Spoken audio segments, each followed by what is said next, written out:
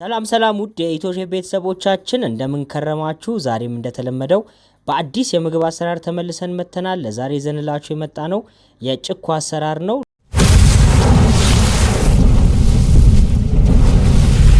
ለዚህ ቻናል አዲስ የሆናችሁ ቤተሰቦቻችን ሰብስክራይብ በማድረግ ቤተሰብነታችሁን ጠንክሩ እንላለን። ጭኮ ለመስራት ከሚያስፈልጉን ዋነኛ ግብአቶቻችን እንግዲህ በጣም ቆንጆ የሆነ የገብስ ዱቄት ያስፈልገናል። የገብስ ዱቄታችንን በጎርጓዳ ሳህን ውስጥ አድርገን ትንሽ ኮረሪማ በመጠኑ አነስ ያለ ግማሽ ሻይ ማንኪያ የሚያክል ሚጥሚጣ እንዲሁም ጨው በምትፈልጉት መጠን ልክ አድርጋችሁ በደንብ አድርገን ደረቅ የሆኑትን ግብአቶች እናዋሃዳለን። በቅድሚያ ግብአቶቻችን እስኪዋሃዱልን ድረስ ቅቤያችንን ቀለጥ አድርገን በምታዩት መልኩ እየጨመርን በደንብ አድርገን እናቀላቅላለን።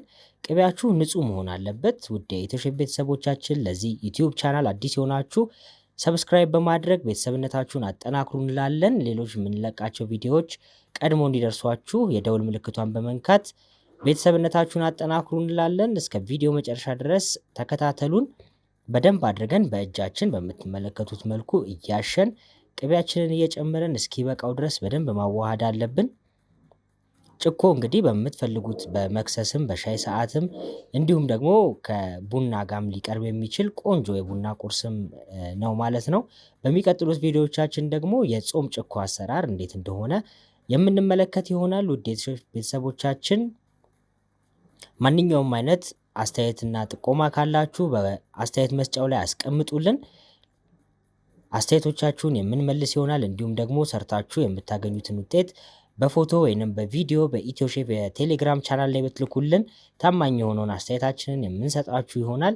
በምታዩት መልኩ በደንብ አድርገን እናሸዋለን ማለት ነው። ውድ የኢትዮሼፍ ቤተሰቦቻችን በምታዩት መልኩ ቅቤ እንዳያንሰው በደንብ አድርገን እየጨመርን በደንብ ማሸት አለብን።